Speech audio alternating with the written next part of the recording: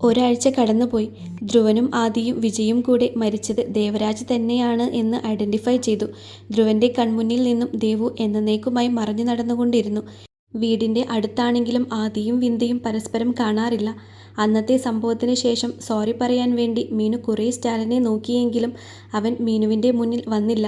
കേസന്വേഷണം അതൊക്കെയായി ധ്രുവനും ആദിയും തിരക്കിലായിപ്പോയി. ഒരു ദിവസം ധ്രുവ് സ്റ്റേഷനിലിരിക്കുമ്പോൾ അവന്റെ ക്യാബിനിലേക്ക് ഒരു പെൺകുട്ടി കയറി വന്നു. ഏതോ ഫയൽ നോക്കി മുഖമുയർത്തിയ ധ്രുവ് കണ്ടത് മുന്നിൽ നിൽക്കുന്ന ആ പെൺകുട്ടിയെയായിരുന്നു. അവന് അവളെ മനസ്സിലായില്ല. ധ്രുവ് ആ കുട്ടിയെ നോക്കി. അവൾ അവനെ നോക്കി കൈകൂപ്പി. ഇരിക്കെ. ധ്രുവ് പറഞ്ഞത് കേട്ട് അവൾ അവിടെ ഇരുന്നു. ശേഷം ധ്രുവനെ നോക്കി. എൻ്റെ പേര് ഗൗരി. ഞാനിവിടെ കോട്ടയത്ത് ഒരു കോളേജിൽ പഠിക്കുവാണ്. BA first year student. അവിടെ തന്നെയുള്ള BA ഫസ്റ്റ് ഇയർ സ്റ്റുഡൻ്റ് ആയിട്ടുള്ള കുറച്ച് പേര് എന്നും എന്നെ ശല്യപ്പെടുത്തുമായിരുന്നു.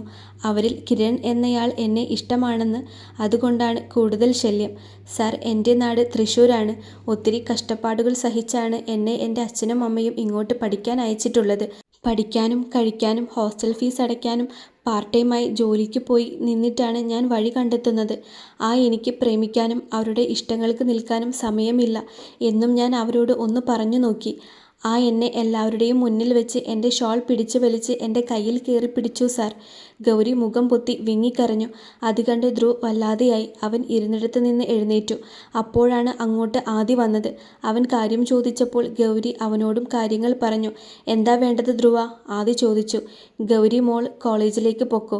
അവന്മാരുടെ മുന്നിൽ കൂടെ തന്നെ പൊക്കോ.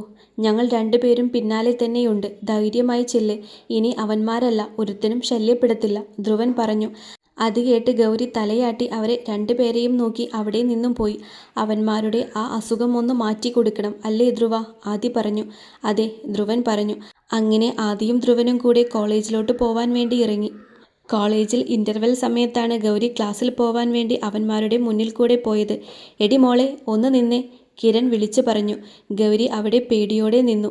അവനും അവൻ്റെ ഗ്യാങ്ങും കൂടെ അവളുടെ മുന്നിൽ പോയി നിന്നു. ഇതേ സമയം ബ്രേക്ക് എടുക്കാൻ വേണ്ടി ഇറങ്ങിയതാണ് ദേവുവും വിന്ദുവും മീനുവും. അവരും അവിടേക്ക് ചെന്നു. ഗൗരിക്കും കിരൺ ഗ്യാങ്ങിനും ചുറ്റും പിള്ളേർ വന്നു നിന്നു. ഗൗരി പേടിയോടെ നിന്നു.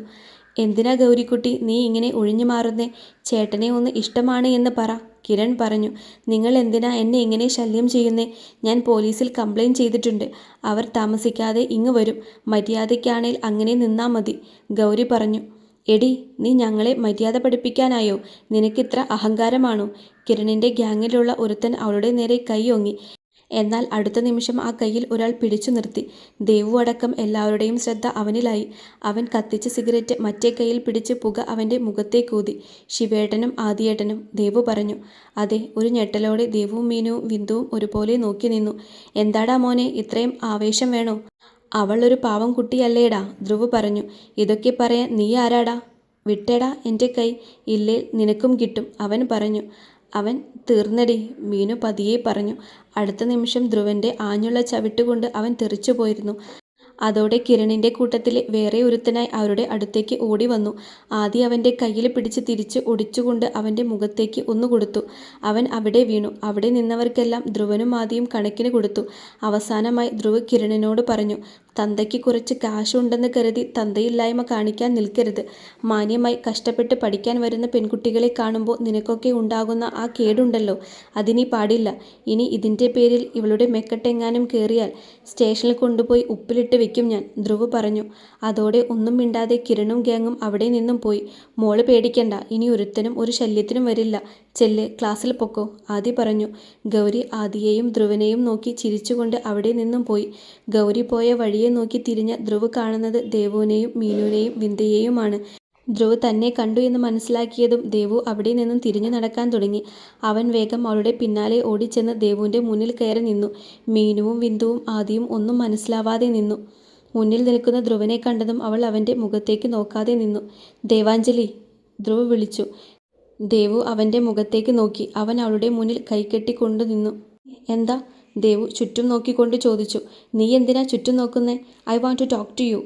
അതുകൊണ്ട് അത് കേട്ടിട്ട് നീ പോയാൽ മതി, ധ്രുവ് പറഞ്ഞു.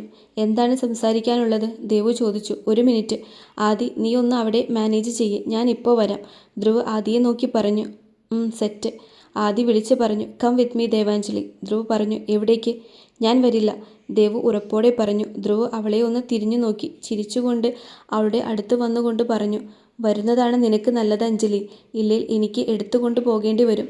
അതിനേക്കാൾ നല്ലത് എൻ്റെ കൂടെ വരുന്നതല്ലേ. എന്ത് വേണം? ധ്രുവ് പതിയെ ചോദിച്ചു. ദേവു ഒന്നും മിണ്ടിയില്ല. അവൻ്റെ കൂടെ നടന്നു. അവിടെ കോളേജിലുള്ള ഒരു ഒഴിഞ്ഞ ക്ലാസ് റൂമിലേക്ക് അവൻ കയറി. അതിൻ്റെ പിന്നാലെ തന്നെ ദേവുവും കയറി. അടുത്ത നിമിഷം ധ്രുവ് വാതിലടച്ച് കുറ്റിയിട്ടുകൊണ്ട് ആ വാതിലിൽ ചാരി നിന്നു. എന്താ സംസാരിക്കാനുള്ളത് സാറിന്? എനിക്ക് വേഗം പോണം, ദേവു പറഞ്ഞു. നീ എൻ്റെ അടുത്ത് നിന്ന് വല്ലതും മോഷ്ടിച്ചോ അഞ്ജലി? ധ്രുവ് ദേവുവിൻ്റെ അടുത്തേക്ക് ചെന്നു. ഇല്ല. നിങ്ങളുടെ അടുത്ത് നിന്നും ഞാൻ എന്ത് മോഷ്ടിക്കാനാണ്? ദേവു ചോദിച്ചു. പിന്നെ എന്തിനാടി കോപ്പേ എന്നെ കാണുമ്പോൾ നീ മാറി നടക്കുന്നേ? ദേവുവിനെ ചുമരിനോട് ചേർത്ത് നിർത്തി അവളുടെ കവിളിൽ കുത്തിപ്പിടിച്ചുകൊണ്ട് ധ്രുവൻ ദേഷ്യത്തോടെ ചോദിച്ചു. എന്നെ വിട്. ധ്രുവൻ്റെ കയ്യിൽ പിടിച്ച് കുതറിക്കൊണ്ട് ദേവു പറഞ്ഞു. ദേവുവിൻ്റെ കണ്ണ് നിറഞ്ഞു. ധ്രുവൻ്റെ കൈകൾ അവളിൽ നിന്നും അയഞ്ഞു. അവൻ അവളിലെ പിടിവിട്ടുകൊണ്ട് അവിടെയുള്ള ഒരു ബെഞ്ചിൽ പോയി ഇരുന്നു. ഒരു സിഗരറ്റ് എടുത്ത് കത്തിച്ച് പുകച്ചു വലിച്ചു. നിങ്ങളെ എനിക്ക് കുഞ്ഞിലേ മുതൽ ഇഷ്ടമായിരുന്നു. ഞാൻ എൻ്റെ ഇഷ്ടം തുറന്നു പറഞ്ഞത് മുതൽ എനിക്ക് വേദനയേ ഉള്ളൂ. നിങ്ങൾ പറഞ്ഞില്ലേ നിങ്ങളുടെ പുറകെ നടക്കുന്ന 100 പെണ്ണുങ്ങളിൽ ഒരാൾ മാത്രമാണ് ഞാനെന്ന്. എന്നാൽ നിങ്ങൾക്കറിയോ, എനിക്ക് ചുറ്റുമുള്ള എൻ്റെ അച്ഛൻ, അമ്മ, കുഞ്ഞാറ്റ, അമ്മായിമാർ, മാമന്മാർ, മീനു, അങ്ങനെയുള്ള കുറച്ചു പേരിൽ ഞാൻ ഏറ്റവും കൂടുതൽ സ്നേഹിക്കുന്നത് നിങ്ങളെ ഒരാളെ മാത്രമാണ്. പക്ഷേ നിങ്ങൾ അത് മനസ്സിലാക്കിയില്ല. എന്നോട് എൻ്റെ പ്രേമം ബെഡിൽ കാണിക്കാൻ അതിന് ഞാൻ സമ്മതിച്ചത്, ഞാൻ വന്നത് നിങ്ങളുടെ പുറകെ നടക്കുന്നവൾമാരുടെ പോലെ വന്നതല്ല. എന്നായാലും നിങ്ങളെ ഞാൻ നേടും എന്നുള്ളതുകൊണ്ട്. പക്ഷേ പിന്നെ ഞാൻ ചിന്തിച്ചു, എന്തിനാ ഞാൻ ഇങ്ങനെ നിങ്ങളെ ബുദ്ധിമുട്ടിപ്പിക്കുന്നത്?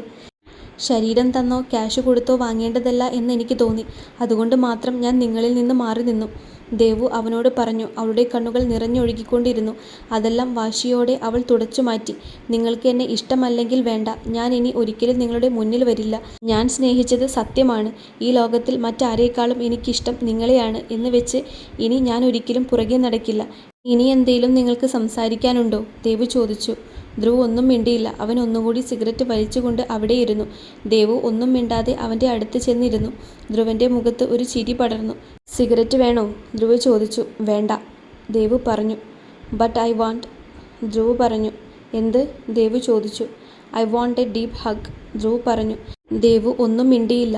അവൾ പതിയെ അവൻ്റെ അടുത്തുനിന്ന് പതിയെ നീങ്ങി നിന്നു. ധ്രുവ് അവളുടെ നേരെ തിരിഞ്ഞിരുന്നു. ദേവു ധ്രുവൻ്റെ കഴുത്തിലേക്ക് മുഖമമർത്തി അവനെ കെട്ടിപ്പിടിച്ചു. ധ്രുവ് അവളുടെ ഇടുപ്പിലേക്ക് കൈ ചേർത്ത് അമർത്തിക്കൊണ്ട് അവളുടെ കഴുത്തിലേക്ക് മുഖമമർത്തി. അവൻ്റെ അമ്മയുടെ മനം നിറയ്ക്കുന്ന ഗന്ധം അതവൻ്റെ ഉള്ളിലേക്ക് നിറഞ്ഞു കയറി.